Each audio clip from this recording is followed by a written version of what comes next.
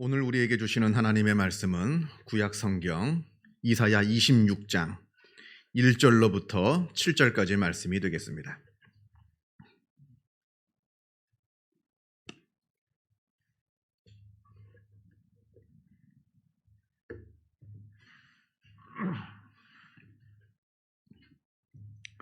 구약 성경 996면에 있습니다.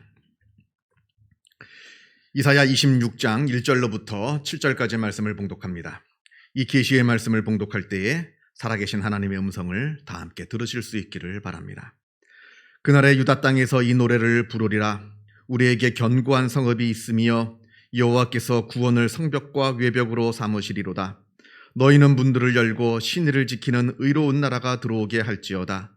주께서 심지가 견고한 자를 평강하고 평강하도록 지키시리니 이는 그가 주를 신뢰함이니이다. 너희는 여호와를 영원히 신뢰하라. 주 여호와는 영원한 반석이심이로다. 높은 데에 거주하는 자를 낮추시며 솟은 성을 헐어 땅에 엎으시되 진토에 미치게 하셨도다. 발이 그것을 밟으리니 곧 빈궁한 자의 발과 곤핍한 자의 걸음이리로다. 의인의 길은 정직함이요 정직하신 주께서 의인의 첩경을 평탄하게 하시도다. 아멘. 지금 시각이 오전 11시 24분입니다. 여러분은 오늘 아침에 일어나셔서 지금 이 시각까지 과연 몇 번의 선택을 하셨습니까? 아마 셀 수 없이 수많은 선택을 하신 후에야 지금 이 자리에 앉아 계실 겁니다. 아침에 일어날 때 지금 일어날 것이냐, 아니면 조금만 더 누웠다 일어날 것이냐, 오늘 교회 갈 거냐 말 거냐, 아침을 먹고 갈 것이냐 아니면 굶고 갈 것이냐, 먹는다면 뭘 먹을 것이냐, 어떤 옷을 입고 교회에 갈 것이냐. 댁이 조금 먼신 분들은 차를 타고 오시게 되는데 그때 어떤 도로를 이용해서 올 것이냐. 우리 건물에 도착해서는 엘리베이터가 4대가 있는데 어떤 엘리베이터를 타고 올라올 것이냐. 도착해서는 이 자리 중에 어디에 앉을 것이냐. 불과 몇 시간 안 되는 이 짧은 시간 안에서도 우리는 수많은 선택을 하고 나서야 지금 이 자리에 앉아있게 되는 겁니다. 행동 분석가에 따르면 사람들은 평균적으로 하루에 70번의 의식적인 선택을 한다 합니다. 의식적으로 선택하는 것만 해도 하루에 70번이 된다, 평균적으로. 그런데 이거는 아주 굵직굵직한 선택만을 의미하는 것이고, 아주 자잘한 사소한 선택까지 다 포함시킨다면 아마 모르긴 몰라도 70번이 훨씬 넘을 겁니다. 그만큼 우리는 매 순간순간마다 선택을 하면서 살아갑니다. 지금 현재 나의 모습이라고 하는 것은 나의 선택의 결과입니다. 태어나서부터 지금까지 수십 년을 살아오면서 매 순간순간마다 우리가 어떠한 선택을 하고 어떠한 결정을 하게 되었는데, 그 내가 선택한 결정들이 켜켜이 쌓여서 지금 나라고 하는 모습을 이루어 놓았습니다. 로버트 프로스트의 가지 않은 길이라고 하는 시가 있습니다. 제가 낭독하지는 않겠습니다. 한번 여러분들 댁에 가셔서, 낭독하지는 않고 설명만 드릴 텐데, 댁에 가셔서 한번 가지 않은 길 한번 이렇게 인터넷으로 치면 요즘 다 잘 나옵니다. 그 시가 나오는데 한번 읽어보세요, 댁에서. 이 시의 내용은 이러합니다. 길을 가다가 두 갈래로 갈라진 길을 만났습니다. 어느 길로 갈까? 왼쪽 길로 갈까? 오른쪽 길로 갈까? 한참을 고민을 하다가 길 하나를 선택하고 그 길로 걸어 들어갑니다. 이 길은 절대로 다시 되돌아갈 수 없는 길입니다. 한번 선택하면 그 길로만 쭉 가야 되는 그러한 길입니다. 이제는 그렇게 세월이 한참 흘러서 지난 과거, 그 둘로 갈라진 길 앞에 서 있던 그 지난 과거의 삶을 추억하면서 시인은 말합니다. 그 두 길이 숲에서 갈라져 있어서 그 중 하나의 길을 선택하여 그 길로 갔더니 그 때문에 나의 모든 것이 다 이렇게 달라졌노라고. 그래서 선택이라는 것이 참 어렵습니다. 왜냐하면 내가 무엇을 선택한다라고 하는 것은 내가 다른 무엇인가를 포기한다라는 것을 의미하기 때문에 그러합니다. 우리는 모릅니다. 내가 선택한 그 선택의 결과가 어떠할지, 내가 저것을 버리고 이것을 선택했는데 이 선택이 과연 잘한 선택인지 아니면 잘못된 선택인지 우리는 알 수가 없습니다. 그리고 한 번 내린 선택은 우리는 다시 되돌이킬 수가 없습니다. 그저 그때 내가 이것이 아니라 저것을 선택했다면 어땠을까 상상만 해볼 뿐입니다. 프랑스 철학자 사르트르가 이런 말을 했습니다. 인생은 영어로 B와 D 사이에 있는 C이다. B라고 하는 것은 birth, 태어남이고요. D라고 하는 것은 death, 죽음입니다. C라고 하는 것은 choice, 선택이고요. 사람은 태어나서 죽는 순간까지 늘 매 순간순간마다 선택을 하면서 살아가는 존재이다. 이 말입니다. 우리는 끊임없이 선택합니다. 하루에도 수십 번씩 선택을 하면서 살아가야 하는데 그렇다면 우리는 어떠한 선택을 하면서 살아가야 하는가? 그리고 우리의 선택이라고 할 때, 우리가 늘 선택을 할 때 우리가 선택하는 그 선택의 기준은 무엇이어야 하는가? 늘 고민해 보아야 합니다. 자, 먼저 우리가 무엇을 선택할 때 그 선택의 기준은 절대로 다른 사람이 되어서는 안 된다는 겁니다. 선택의 기준은 바로 내가 되어야 합니다. 내가 나만의 기준으로 내가 선택을 해야 하는 것이지 다른 사람의 기준으로 다른 선택의 삶을 살아간다면 그 사람의 삶은 불행할 수밖에 없습니다. 내 삶을 사는 게 아니거든요. 다른 사람의 삶을 사는 거거든요. 또 다른 사람의 선택을 따른다는 것이 꼭 좋은 선택이라고 보장할 수가 없는 겁니다. 그러니까 늘 불안하죠. 내가 저 사람의 선택을 따라 이걸 선택했는데 이게 과연 옳은 선택인가? 늘 불안할 수밖에 없습니다. 물론 다른 사람의 조언은 들어야죠. 고집불통이 되는 얘기가 아닙니다. 다른 사람의 조언은 충분히 듣되 그 선택은 바로 내가 해야 한다는 겁니다. 우리가 잘 아는 이솝우화 중에 이런 이야기가 있습니다. 어느 아버지와 아들이 당나귀를 팔려고 건넌 마을에 있는 시장으로 끌고 가고 있습니다. 터벅터벅 이 당나귀를 끌면서 그 시장으로 걸어가고 있는데 지나가던 어떤 사람이 그 모습을 보면서 한마디 합니다. 어이구 미련하게 저 당나귀 타고 가면 될 것을 힘들게 걸어서 끌고 간다고. 그 말을 들어보니까 맞는 말이거든요. 그래서 아들을 그 당나귀에 태우고 아버지가 그 당나귀를 끌고 갑니다. 그랬더니 지나가는 사람이 또 다른 사람이 지나가면서 아버지는 저렇게 고생하면서 걸어가는데 저 철없는 아들이 철없이 저 당나귀 혼자 편하게 타고 간다 한마디 하는 겁니다. 그래서 이번에는 반대로 아버지가 타고 가고 아들이 끌고 갑니다. 그런데 또 다른 사람이 지나가면서 아니 저렇게 아들은 고생하면서 걸어가고 있는데 애비가 돼가지고는 저 편하게 자기 혼자 편하게 했다고 당나귀를 타고 간다 또 한마디를 합니다. 듣고 보니까 그 말이 또 맞거든요. 그러니까 이제 두 명 다 그 당나귀에 당나귀를 올라타서 가고 있습니다. 그러니까 또 다른 사람이 지나가면서 하는 말이 저 무거운 두 사람이 당나귀를 타고 간다고 저 당나귀가 불쌍하다고 합니다. 그러니까 할 수 없이 이번에는 긴 막대기를 구해가지고 당나귀를 묶어서 그걸 두 사람이 어깨에 짊어지고 갔다 하는 웃지 못할 이야기입니다. 도대체 왜 이러는 겁니까? 왜 다른 사람의 말 한마디에 이렇게 우리는 요동을 쳐야 하는 겁니까? 그건 내 안에 나만의 기준이 없으니까 그런 겁니다. 이 사람 말을 들으면 이 사람 말이 맞는 것 같고 또 저 사람 말을 들으면 또 저 사람 말이 맞는 것 같고 어느 것이 옳은 말인지 내 안에 기준이 없으니까 다른 사람의 말에 이리 흔들리고 또 저리 흔들리고 그것이 바로 그 마음에 중심이 없는 사람들의 모습이라 말합니다. 이런 사람들은 무엇을 선택해도 늘 초조합니다. 내가 선택한 게 아니거든요. 다른 사람들이 말해서 선택을 해서 이걸 선택했는데 또 다른 사람의 말을 들으니까 저 사람 말이 틀리고 자기 말이 맞다 합니다. 그러니까 늘 불안하죠. 늘 초조합니다. 여러분, 제가 방금 말씀드린 이 이야기, 요걸 한번 뒤집어서 생각해 보면 참 재미있습니다. 이 아들과 아버지가 가면서 만난 그 4명의 사람들 중에 그 순서가 뒤바뀐다 한번 생각해 보세요. 둘 다 걸어가면서 당나귀를 끌고 갑니다. 그런데 맨 마지막에 만났던 사람, 그 어떻게 무거운 두 사람이 불쌍하게 그 당나귀 위에 둘 다 올라타고 있느냐라고 핀잔을 줬던 사람을 제일 먼저 만났다고 한다면 둘 다 당나귀를 끌고 가는 것이 아무 문제가 없을 겁니다.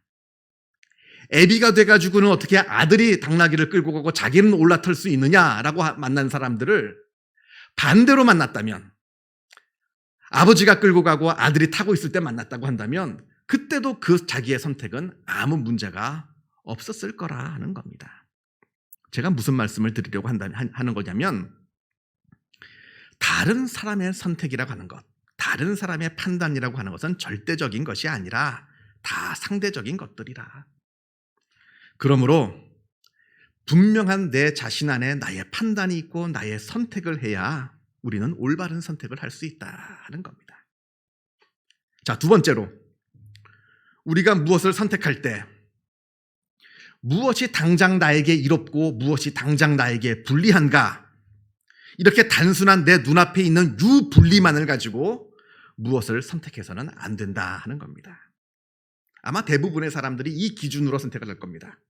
지금 당장 내가 무엇을 선택해야 되는데 이 둘 중에 무엇이 나에게 지금 유리하고 무엇이 나에게 불리한가, 이것을 따져보면서 무엇을 선택하게 될 겁니다. 이게 보통 세상 사람들의 결정 방식인데, 달면 삼키고 쓰면 뱉는 것. 그런데 여러분, 무엇이 나에게 유리한지, 무엇이 나에게 불리한지 내가 그걸 어떻게 합니까?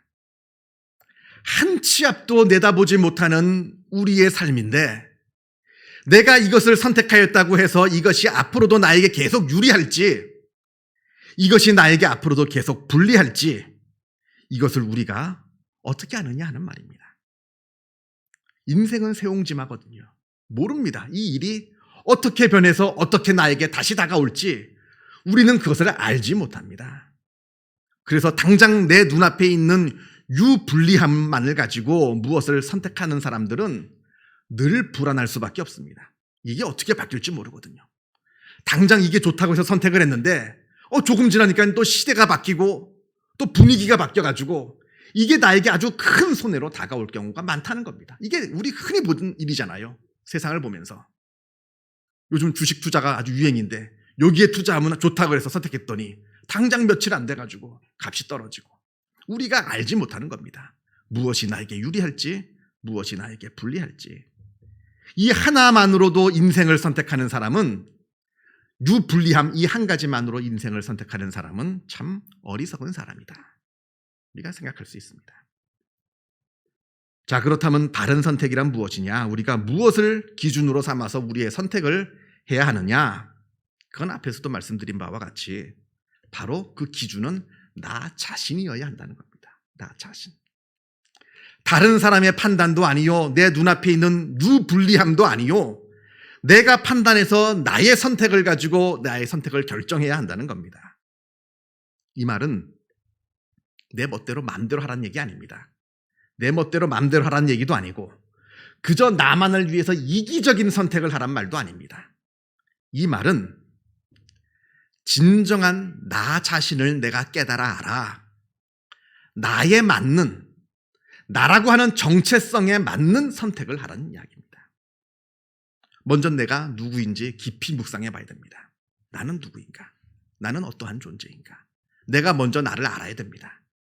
깊이 나에 대해서 묵상하고 나의 정체성을 발견할 때 나의 정체성에 맞는 선택을 할 수 있게 되는 겁니다. 그래야 우리는 후회가 없는 선택을 할 수가 있습니다. 나에 맞는 나만의 선택을 하는 사람은 평안합니다. 불안과 두려움이 없습니다. 물론 그 선택을 했다고 해서 늘 잘 되는 건 아닙니다. 손해도 있을 수가 있고 또 어려운 일이 다가올 수도 있습니다. 그러나 그럼에도 불구하고 내가 나의 기준으로 나만의 선택을 한 사람은 그럼에도 불구하고 흔들리지 않습니다. 내가 한 선택이거든요. 내가 분명한 확신이 있어서 한 선택이거든요. 흔들리지가 않습니다. 요즘 말로 말하면 강한 멘탈을 갖게 되는 겁니다. 멘탈이 강해지는 겁니다. 다른 사람의 말을 듣고 선택을 하고 당장 내 눈앞에 있는 유불리만을 가지고 선택한 사람은 그냥 마음이 요동칩니다. 유리 멘탈이 되는 거예요. 요즘 말로 두부 멘탈이 되는 겁니다. 그러나 나만의 기준으로 나만의 선택을 한 사람은 확신을 가지고 선택을 하였기 때문에 어떠한 어려움을 만나도 흔들리지 않고 그것을 이겨나갈 힘을 얻게 됩니다. 요즘 서점가를 가보면 베스트셀러 자리에는 항상 자기계발서가 놓이게 됩니다. 한번 서점을 한번 가보세요. 항상 베스트셀러 자리는 자기계발서가 이제 놓여 있는데 그 책들을 쭉 읽어보면 성공하는 비결에 대해서 이야기를 합니다. 성공하는 비결이라 할 때 한결같이 하는 그 모든 이야기가 있는데 그것은 바로 성공을 하려면 돈을 쫓아가지 말고 비전을 쫓아가라 합니다. 돈을 쫓아가는 사람은 성공할 수 없습니다. 비전을 쫓아가는 사람, 열정을 쫓아가는 사람, 자기만의 가치를 가지고 쫓아가는 사람만이 성공할 수 있다. 그 많은 자기계발서에서 공통적으로 이야기를 하고 있습니다. 아주 유명한 일화가 있죠. 요즘은 다 이제 필름 카메라를 쓰지 않고 이 디지털 카메라를 쓰고 요즘은 또 핸드폰으로 다 카메라를 쓰고 있는데 이 디지털 카메라를 최초로 발명한 회사가 바로 코닥입니다. 필름 회사 만드는 코닥. 코닥이 이 디지털 카메라를 처음 개발을 하였는데 개발해 놓고 보니까 이게 상용화되면 자기의 주력 사업인 필름 사업이 큰일 나겠거든요. 그래서 이걸 개발하지 않고 묻어둡니다. 덮어버렸습니다.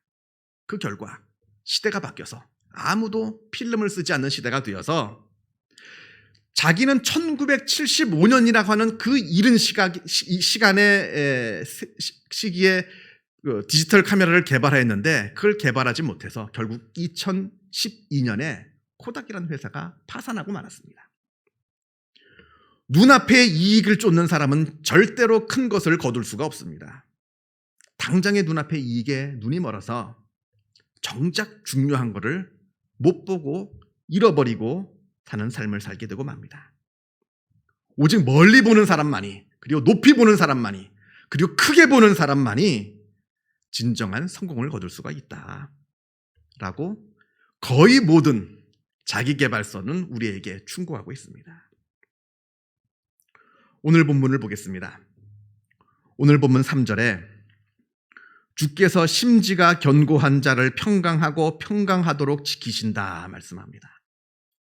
여기서 심지가 견고하다 하는 말은 히브리어로 예체르 사무크라고 하는 말인데 번역하기가 참 어렵습니다.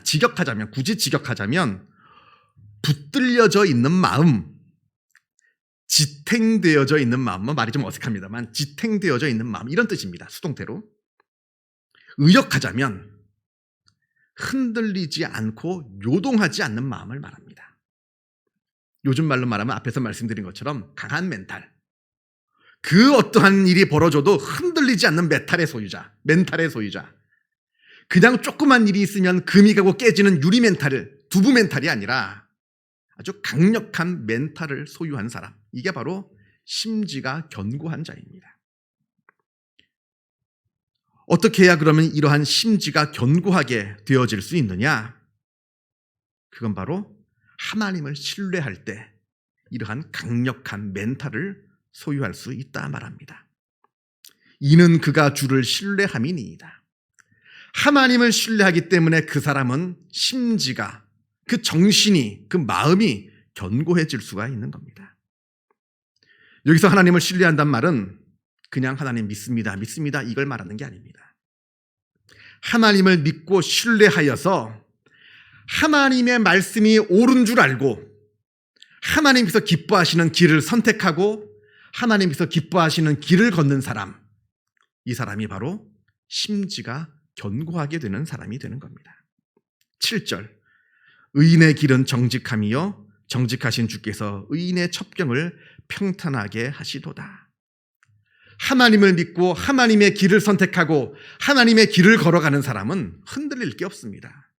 하나님께서 지켜주시는 것을 알기 때문에 하나님께서 나의 삶을 평탄케 하여 주실 것을 알기 때문에 두려울 것이 없게 되는 겁니다. 우리가 지금 이사야 말씀을 보고 있는데 이사야가 활동했던 주전 8세기 이스라엘을 이 시대를 한마디로 말한다면 이 시대는 혼돈의 시대였다 말할 수가 있습니다. 이 시대는 전무후무한 번영을 누렸던 시대입니다. 솔로몬 때 갖고 있던 영토를 다 회복했습니다. 막강한 무역을 통해서 강력한 경제력을 구축하였습니다. 군사력을 갖고 있습니다.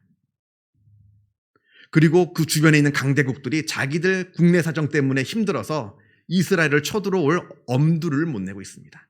아주 전무후무한 번영과 평화의 시기를 이 시대 사람들이 누리고 있습니다. 그러나 동시에 이 시대는 역사상 가장 부정부패가 심각했던 시대였고, 잘 사는 사람은 한없이 잘 살고 가난한 사람은 당장 먹을 것이 없어서 굶어 죽어야만 하는 사회적인 부조리가 가장 심각했던 시기이기도 하였고, 또한 지금 당장은 전쟁이 없지만 언제 어떻게 그 저 강대국이 우리를 침략해 올지 모른다 하는 그 불안감에 늘 두려워 떨면서 살아야 했던 불안의 시기이기도 한 겁니다. 이 시기 때 수많은 사람들이 스스로를 지혜자라 자칭하면서 이 혼돈의 시대를 살아갈 방법을 이야기합니다. 이렇게 하면 살 것이다. 저렇게 하면 살 것이다. 다 헛된 소리들입니다. 하나님은 이 혼돈의 시대를 살아가는 사람들에게 이렇게 말씀을 주십니다. 다른 것을 의지하지 말라. 다른 것을 붙들지 말라. 오직 하나님을 믿고 의지하여서 하나님의 길을 선택하고 하나님의 길을 따르라. 세상의 얄팍한 술수를 선택하고 세상의 얄팍한 지혜를 따르지 말고 하나님을 따라가라. 그 길로만 가라 말씀하고 있습니다. 지금 우리도 혼돈의 시기를 걸어갑니다. 지금 세상이 얼마나 혼돈스러워요. 너무나 혼란스럽습니다.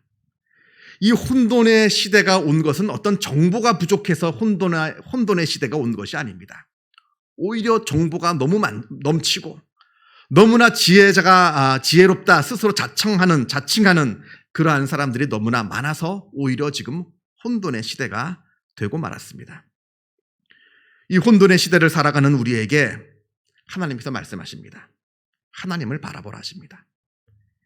이 세상에서 잠시 눈을 떼어서 세상만을 바라보며 쩔쩔매지 말고 잠시 이 세상에서 눈을 떼어서 눈을 들어 하나님을 바라보라. 이 세상에서 들리는 그 혼란스러운 소리에 귀를 잠시 닫고 하늘로부터 내려오는 하나님의 음성을 들으라. 그리고 하나님께서 하시는 그 말씀에 순종하여 하나님의 길을 걸어가라.